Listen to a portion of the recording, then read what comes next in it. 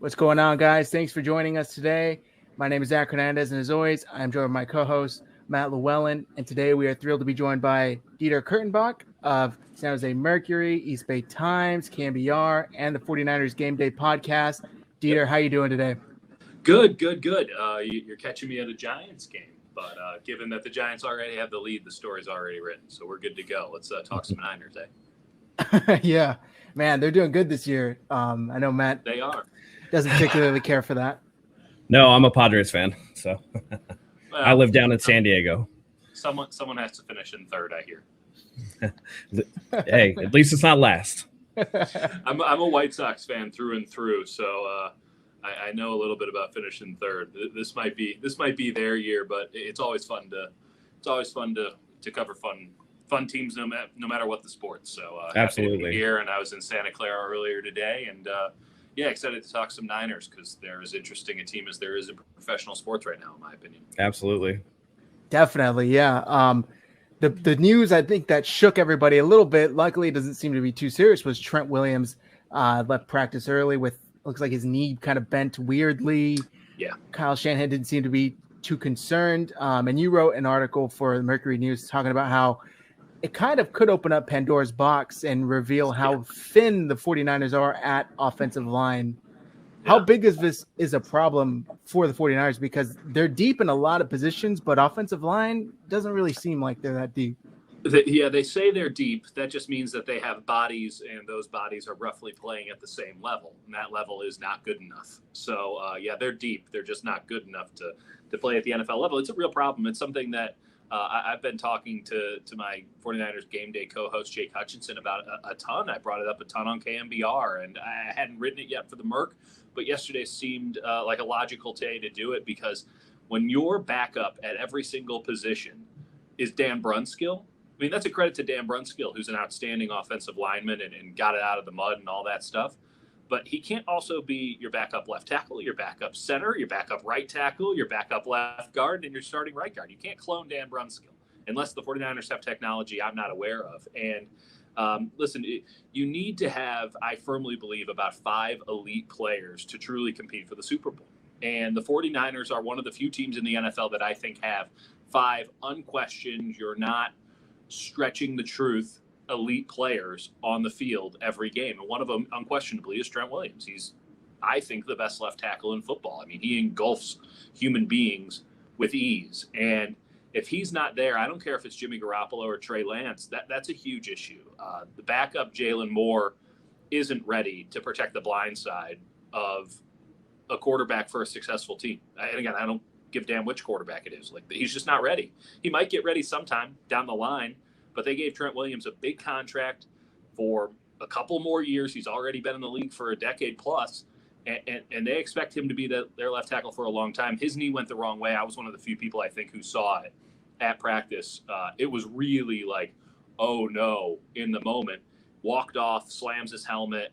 You know, you're just thinking that knee, you know, to give you kind of a demonstration, if this is straight on, it just went like that for a quick second. I mean, MCL could have exploded. It seems like he avoided the worst case scenario. I imagine that he's not going to do anything more in the preseason, which means that we're going to get a ton of Jalen Moore, which is fine, needs the reps. But, you know, you're counting on some guys who just aren't ready to make this happen. You know, Tom Compton is still on this team. You're talking about Colton McKivitz, who has been better but isn't good, at least relative to his peers, better offensive lineman than me. So I'd like to think I was okay. Certainly not at his level. You're talking about Aaron Banks, who did something the other day that I don't know if I agree with it, having watched it now a couple of times looking for reasons. But, like, he got a 0.0 grade for 18 pass protection snaps from Pro Football Focus. It wasn't that they just forgot. They graded all of them. I went back and checked their work. They said that he didn't have a single good pass protection down. Full stop. I didn't know it was possible. I'd never seen it before. The worst offensive line game I've ever seen was Andre James with the Raiders, and I think he got a 2 out of 100. And that was like glaring, hilariously bad.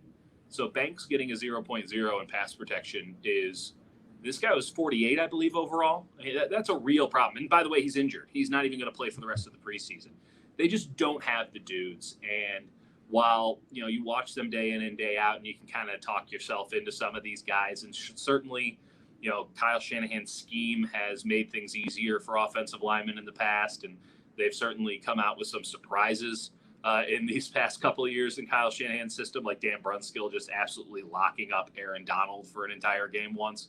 I just think that you're playing with fire. And when you have a roster full of elite players the way that the Niners do, you do have to make some sacrifices, and you have to pick some spots where you're not going to be so deep. And some of those places, it's a situation where, like at wide receiver, they certainly have an incredible amount of talent, but they feel like they have a bunch of guys who can contribute, and they're not making a lot of money. They're going to make sacrifices at cornerback.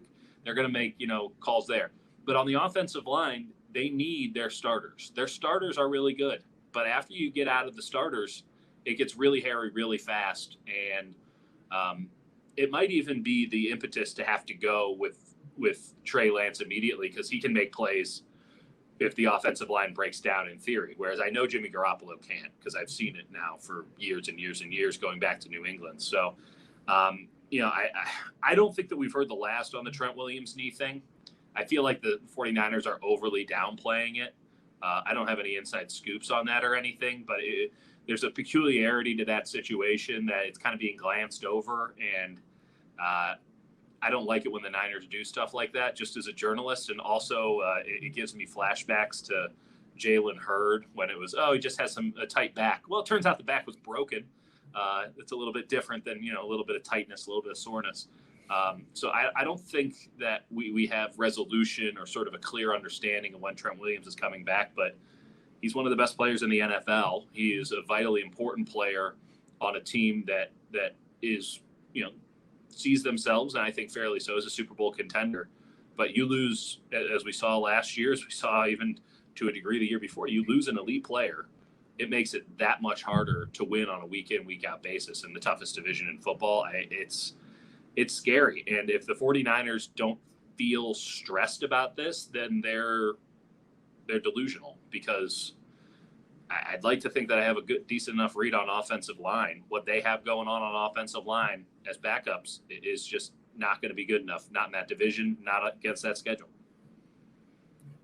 Yeah, absolutely. To kind of piggyback off of that, the best offensive lineman that this regime has drafted is Mike McGlinchey, and I know that he's pretty polarizing among the fan base. I know he's a really good run blocker.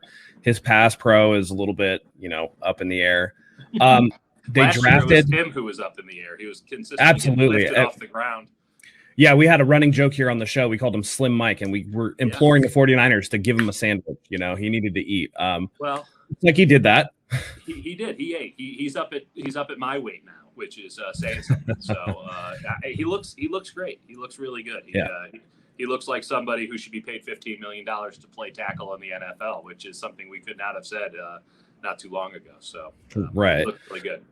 Yeah, and that being said, when they take a guy like Banks at 48, when they take, Colt McKivitz last year late round, they take Jalen Moore this year late round. Yeah. When you look at what they're drafting, is this a sort of a blind spot in terms of evals for linemen, or is it more indicative of the way that college football is moving, where it's harder to evaluate linemen overall because everybody's playing the spread, everything is open, everything's quick out? Yeah. What is it with the team? Because they seem to be able to trade for guys and sign guys. What is it about their drafting of linemen that's left this position as thin as it seems to be? Yeah, can it be a little bit of both? Is that a cop out to say that it's a little bit? No, that's fair. The wheels started going when Williams went out as to what the Niners could do, because it's like as soon as Williams. The hint that he could be out for a day, much less weeks or months or whatever. And again, you're hoping it's just days. You go, well, who could they get? And the answer is it's kind of like, sorry to pull the baseball analogy here at the baseball yard, but it's kind of like the trade deadline. Everyone's looking for a relief pitcher. Get in line. Every team wants more offensive linemen. There's not just some team that's hoarding all of them. There's not enough. Full stop. Yeah. And it has to do with the spread. It has to do with, diminishing numbers of football players in general. It has to do with the nature of offensive lines, of former offensive linemen, like there's two kinds. There's two kinds of offensive linemen, and very few of them are. there may be one or two on the planet that don't fit into the camp of guys that you need to put weight on or guys you need to keep weight off of. And it gets exhausting. It's not a fun position to play. I mean, especially in the spread game. You have to weigh 300-something pounds and be crazy athletic, and you're just getting your ass handed to you by these elite defensive ends who are just getting better and better. And I don't think that has anything to do with the state of offensive line play. We have a real problem.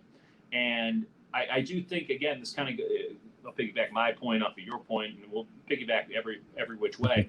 Like, you're right. There's something about – the game filters up, and we've seen – spread become inescapable at the college level. That's been going on for a decade now. And we have a team in the NFL that runs full air raid. And Patrick Mahomes is, inarguably the best quarterback in the NFL. He's a quasi air raid quarterback. There's some assimilation, but not that much. The spread is here, and it is going to set hold with the Kyle Shanahan team here in the not too distant future. I don't know if it's week 1 or week 7 or week 1 of next year, but Kyle Shanahan's going to start running spread, like legit spread. 11 personnel, 10 personnel, Trey Lance, read option, 2015 Carolina Panthers spread, RPO spreads. And that gives some hope that this dearth of offensive line play can be mitigated, because at the college level, they've clearly been able to sort of stem the tide a smidge. But it's a huge issue. I mean, it's something we've talked about for years. I mean, there's just not enough good offensive linemen at the NFL level. They're not being coached up enough at the college level. There's a lot of chop. It's just garbage. When I watch Big 12 football on Saturdays, because apparently I'm a masochist. I mean, it's not even football anymore. They don't know what the hell they're doing. It's like they barely use their hands. They just run their head into somebody's chest, and they call that blocking. It's a real problem. The Niners also don't seem to have a great read on what it is that they want. I think they're trying to have their cake and eat it too when it comes to drafting. They don't mind a little bit of a project, but they want somebody who also in a pinch can go in immediately. And Banks, I never quite understood the Banks selection, if I'm being honest. I didn't grade him very high at the guard position. He's just the double play, 6'3". Sorry about that. He's just big. But one game, we'll see. It's a lot. It's one game. It's the Kansas City Chiefs. I'm not going to read that much into it, but I don't feel that comfortable that he can go in come week 1 if they need to move Brunskill to left tackle and be manageable at right guard. I don't trust that he can do that. I'd rather go with Tom Compton at this juncture, or Jake Brendel, or I don't know, some guy off the street. I think that the Niners' hope would be that there is some team that has to cut a good offensive lineman and that they can pick him up. But I don't know where that is. And if you're just going to have to be the Seattle Seahawks year after year where your offensive line stinks, whether by injury or whatever, better to have a quarterback who can move his ass around and escape some pressure. So yep. We'll see. We'll see. It's interesting. And I know offensive line play is the number one topic of conversation amongst all 49ers fans. So everyone loves it. No one loves, talking about the nuances of offensive line play more than football fans. So, yeah, it is what it is. It's very peculiar to be sure.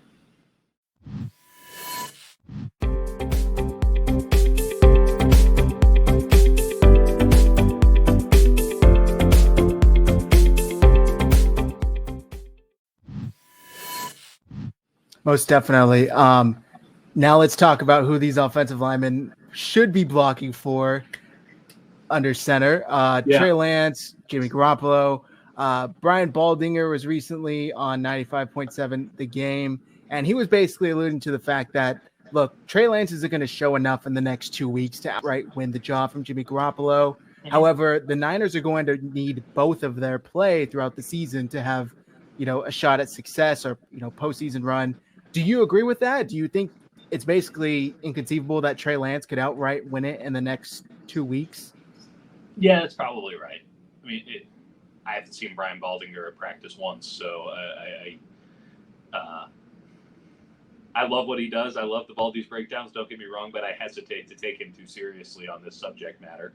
That said, he's probably right in this, and it's close. I think it's close. I think that Shanahan and Lynch and Mike McDaniel are probably higher on Lance than they've let on to anybody. That's kind of the vibe I get. If you really press them, they kind of give you the indication that, yeah, pretty close. But Jimmy's been fine. Jimmy's been fine. And listen, I haven't seen a reason yet other than never prolong the inevitable and the entire NFL has changed and one of these quarterbacks can actually play in that modern NFL. Other than those reasons, which are totally inconsequential, I suppose. Like, Jimmy has played well enough in camp to where it's kind of tough for anybody to go in and say, like, yeah, we're not going to give him a shot. And we're going to pay him $27 million to sit on the bench. Because, by the way, whichever quarterback gets the job, the other one has to be the backup. Like, they're not trading Jimmy Garoppolo. They're sure as shit not trading Trey Lance. Like, there's no – this team's issue, honestly, has not been Jimmy Garoppolo over the last couple of years. They won a bunch of games with Jimmy Garoppolo in 2019. Now, some of them were despite him, and some of them were because of him. But they won games when he was there. Their issue was when he wasn't there, and that's more than half the time. They didn't have an NFL caliber quarterback on the roster because Kyle Shanahan decided, I don't know. It never made sense to me. I've been complaining about this since 2017. Like, Nick Mullins had a day against the Oakland Raiders. Doesn't everybody? Like, that's their thing. So it was all CJ Beathard being on the roster as long as he was just baffling. I mean, draft a fifth rounder or fourth rounder with some upside, try something funky and weird. Draft a guy who can run the triple option, do something. But, like, those guys couldn't move the ball down the field. And Garoppolo can. The difference, of course, is that Garoppolo has to do 9-10 things right in a row to score a touchdown, whereas we saw in the preseason game, and I've seen every day at training camp, Lance just has to do one thing right every now and again, and it's 7 points. And one of these is the way you have to play football in 2021, and it's certainly not the former. I mean, again, I'll go back to baseball here. Like, think about just the way baseball has changed. It's now all about home runs and walks. Like, why try to string together 5 straight singles when you can just hit, a home run, get a walk, and then hit another home run and get the exact same effect?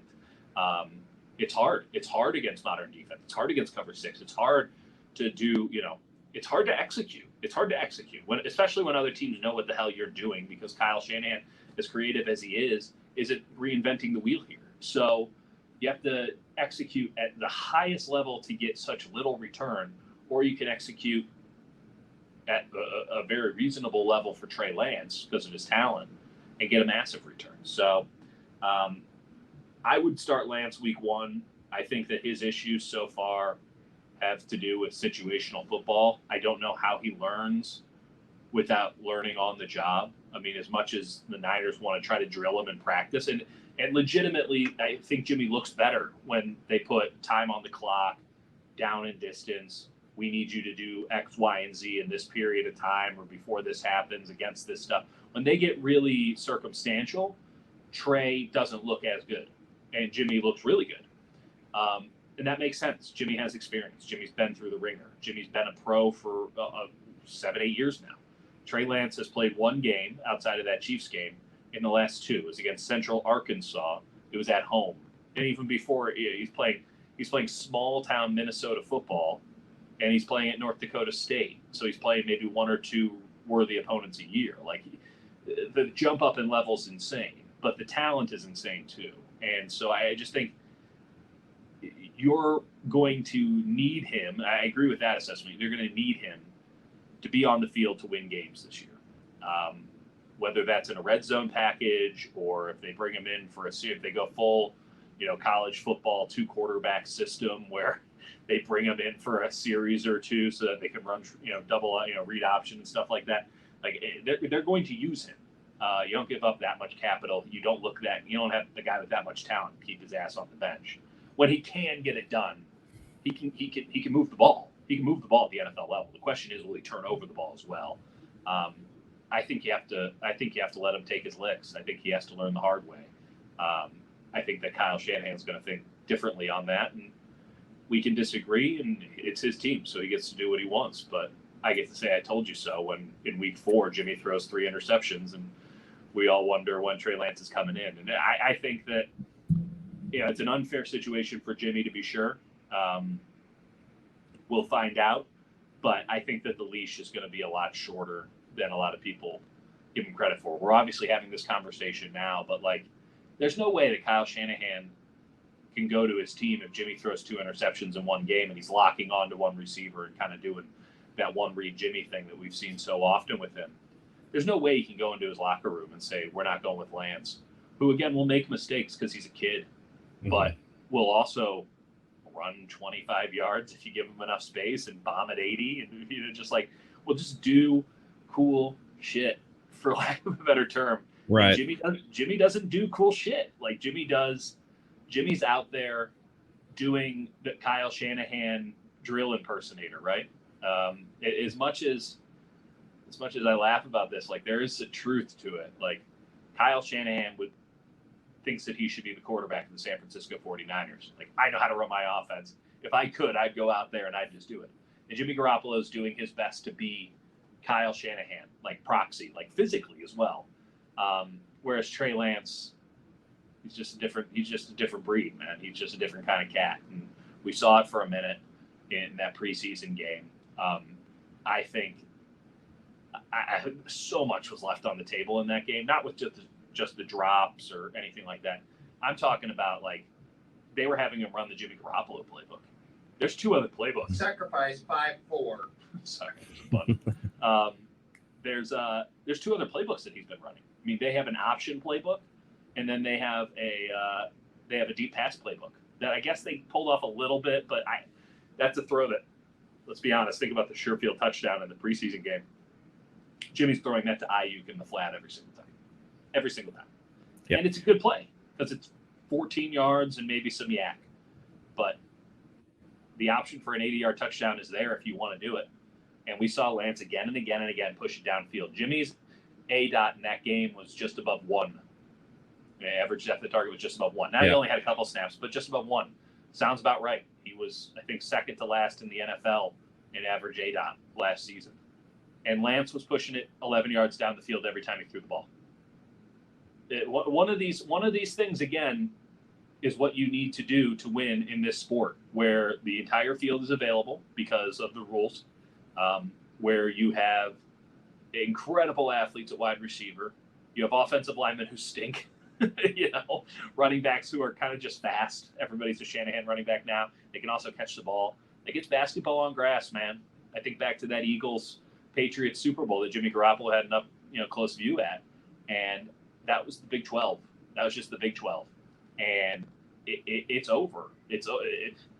Anyone who wants to go back to kind of classic Pittsburgh Steelers, Dallas Cowboys NFL football, you lost. It's a spread game now, and you can amalgamate success by not doing it and work really hard, or you can just embrace the change. Do what every team in the NBA did after Steph Curry kind of showed them the obvious thing to do is take the one that counts for 3, do that instead of the thing that counts for 2. Why work so hard to get 2 points when I can do this and get 3? And everyone's like, oh yeah. Once they saw Curry do it, they went, oh yeah, that makes all the sense in the world. And everyone switched.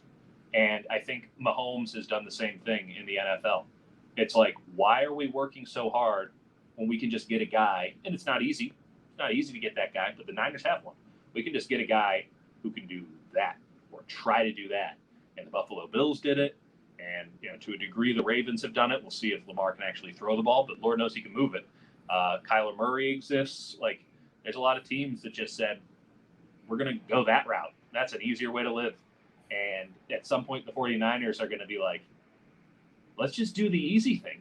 And I bet they win a whole mess of games, even if there's a bunch of stuff against them, because, they're going to finally just embrace the possibilities of the sport instead of banging their head against the wall and trying to out-execute another team. Just out-talent them at the most important position on the field. You see every year for 4 games, You see every year for 4 games what the Arizona Cardinals and the Seattle Seahawks can do with nothing other than the dude under center. I mean, yeah, there's some other guys who are talented, but like they just have like dudes, and they're just going to steal 25 yards plus 15 because, you know, someone hit them when they slid. And they're going to do it. And everyone and the 49ers got to see up close and personal for 2 games every year how the Rams, who had a Super Bowl caliber roster and still do, how they had just all this talent and were held back because Jared Goff, who has the arm, by the way, couldn't handle anything, couldn't run out of pressure,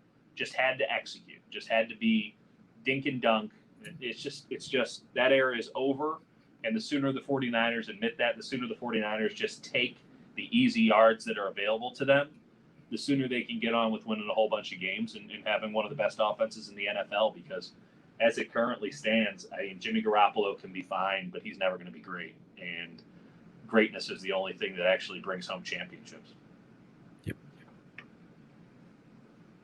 Other than that, though.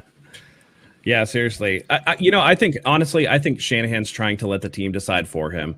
He's going to expose them side by side. He's going to let the players, because I know George Kittle is a big Jimmy guy. I know that Trent Williams has been speaking out on Jimmy's behalf, and they're all pumping him up. I think once you get into the regular season games, because they all see it in practice, once you get into the regular season games and they're exposed and you see, oh, man, Trey Lance is setting us up for points every time he has the football. Jimmy, they're both going to turn the ball over. Jimmy has his Jimmy throw or 2 every game. Lance is going to have some of those as he learns. But then the sheer physical talent of Lance, I think, is what's going to push the players over to that side. And once he has people like Debo, who doesn't want to be a running back, George, when he finally comes over, it's like, all right, I can make the move now. Yeah, you're right about that. Like, they're both going to turn it over, but there's also a big difference in how they turn it over. Like, Lance is going to turn it over because he's a child and he's not going to see a guy waiting in the flat for him, or he's just going to miss stuff, right? Because he just hasn't been in the fray. But he can also get everything he gives up, right? Like, a turnover is as serious as a thing that can happen, save for a touchdown. But like, Jimmy's not going to score you touchdowns. Jimmy will just be a proxy to touchdowns because it's all scheme and playmakers. And he's just not, let's just call it what it is. He's not a playmaker. He's just a guy who gets the ball to the playmakers. Why wouldn't you just put the playmaker back there? They're both going to mess up the same amount. They're both going to turn it over the same amount. And honestly, right now, that seems very fair to me. I would rather have the guy who can make up for the mistakes that he makes and will make fewer mistakes in theory moving forward, because his mistakes are ones that he doesn't know. Like Jimmy, I don't know. Jimmy Garoppolo has like fewer starts than Sam Darnold, I think. He's barely played. At the same time, he's like got gray hair. So how much leash does he get? Like, the dude's gotten $100 million from the San Francisco 49ers. Like, at what point is he just a finished product? At what point do we stop giving him the benefit of the doubt? For me, it was a long time ago. Clearly for Kyle Shanahan, it happened some point before the draft. But, like, Niners fans need to get on this. Like, I'm rooting for Jimmy. I'm hoping that he does well, because I would like him to be successful somewhere else. He's like a good guy. He's handled this situation with more professionalism than you can expect from anybody on the planet. Like, he's awesome. He's been absolutely great. And he's a good enough quarterback to start, but he's not a good enough quarterback to win you a title. We saw that firsthand. And that he was a quarter away. Cool. Only the biggest quarter. He only missed the most important part. Friggin' team carried him through 2 playoff games, and then they carried him through 3 quarters, and the Kansas City Chiefs basically put the gun to the head and said, you beat us. You make it happen. And he couldn't. He completely imploded. You could say it was Mike Person's fault. You could put it on. But he had one throw to win the goddamn Super Bowl, and he missed it. He missed it. And it wasn't even close. I was standing in the end zone. It wasn't even close. And every team in the NFL, as soon as they saw that, they doubled down on the strategy that Kansas City did, which was dare him to throw it deep, because he won't. He doesn't have it. He doesn't have the arm to make it happen. His zip is all intermediate. Make him throw outside the numbers and make him throw deep. And if he beats us over the top, if he beats us deep across the numbers, so be it. But we'll probably get more than we get, than we give up.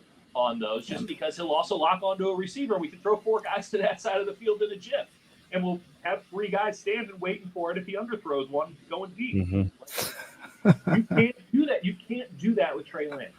I mean, the key words that I heard time and time again, and it kind of gave away the game in the early days of training camp. They kept saying this, and they weren't saying anything overtly about Lance or Garoppolo or anything. They were just saying 11 on 11, 11 on 11. Oh yeah, well, it's a lot easier playing 11 on 11. You have to account for Lance, because not only can he make all the throws that Jimmy can't make, and I think does a pretty damn good job of making kind of those baseline throws that Jimmy has made an entire career, has made 125 million off of in his career. But he also has to be accounted for in the run game. And I've just been watching it in practice, man. When they allow him to run, the defense doesn't stand a chance. They just don't stand a chance. And we've seen what Josh Allen did last year. I mean, who the hell was Josh Allen? But he just turned into Cam Newton. There might be the only issue that I have with Lance in terms of long-term viability is long-term health, because of the way that he will play. He's not a guy who's going to slide. He's not a guy. We'll find out on that. But in terms of his ability to move the goddamn ball down the field, he can do it right now. And the more opportunity you give him to do it, the better he'll get at it. And he's already, I think, better than the other guy. And we'll see. We'll see. Yeah. The other thing, too, is like Detroit and Philadelphia are the first 2 games. And a lot of people say, oh, well, you put in Jimmy because, well, he won't lose to those guys. That's the exact reason you play Lance from the get-go. That's the easiest competition. And if Lance can't do it against Philadelphia, if he can't do it against Detroit, by the way, I think Philly's probably a little bit better than people give him credit for. If he can't do it against those guys, you go to the other guy and you figure it out, and you just say, well, Trey, like, we jumped the gun. Like, he's a big boy. He can handle it. He'll figure it out. He's been, incredible. It's stunning that he's as young as he is, but it's really exciting right now. Yeah. It's weird in between purgatory thing. It's very unbecoming and unnecessary, and it's just kind of a drag, right? Everything I'm saying sounds really negative. Like, why are we having this conversation? One quarterback is better than the other, but it's having to happen. We're talking about it to this day. Like, everyone knows what happens in the end. Everyone knows who wins. Like, Jimmy Garoppolo doesn't ride off into the sunset with another 10 years with the 49ers. Like, he doesn't have another 10 games with the 49ers. So it's like, what are we talking about? Never prolong the inevitable. But whenever all this gets shaken out, like, holy crap. You thought Kyle Shanahan was a pretty good offensive mind before. Watch what he does with this thing. Because, Robert Griffin, say what you will, like, not that good of a quarterback. Brilliant runner, not that good of a quarterback. This guy's everything.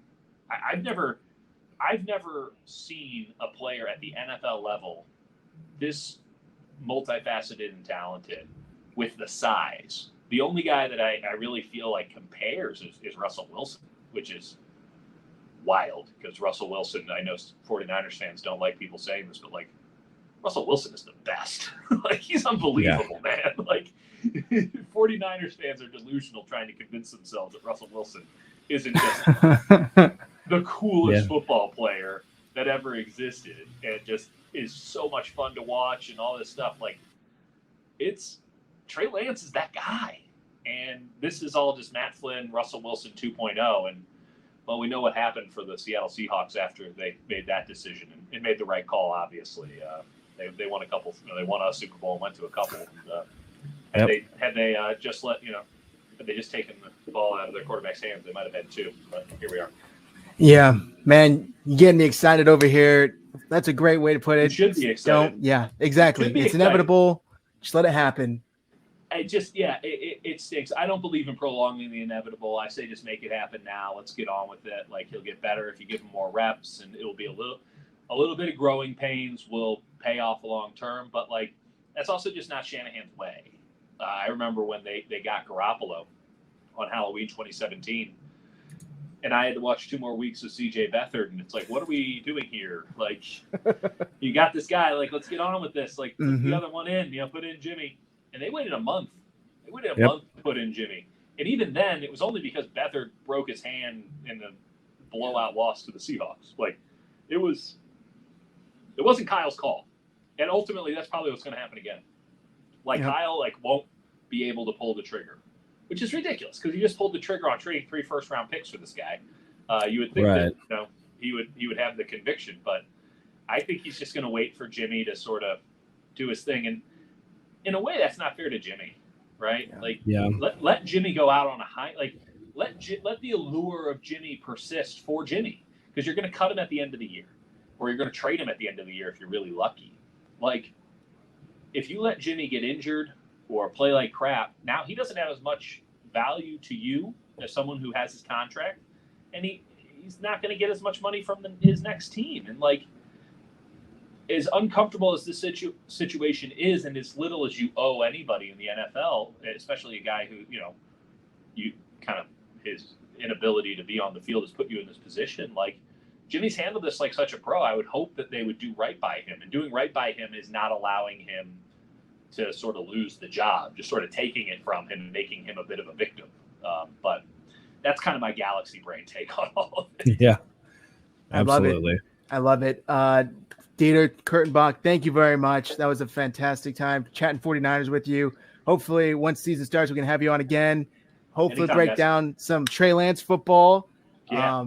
But guys, make sure you go follow Dieter. His handle is below on the screen. You can find him a bunch of places. Your content's fantastic. I'm a huge fan. I know Matt is as well. So thank you for joining us. Thanks, guys. Appreciate it. Good talking. Absolutely.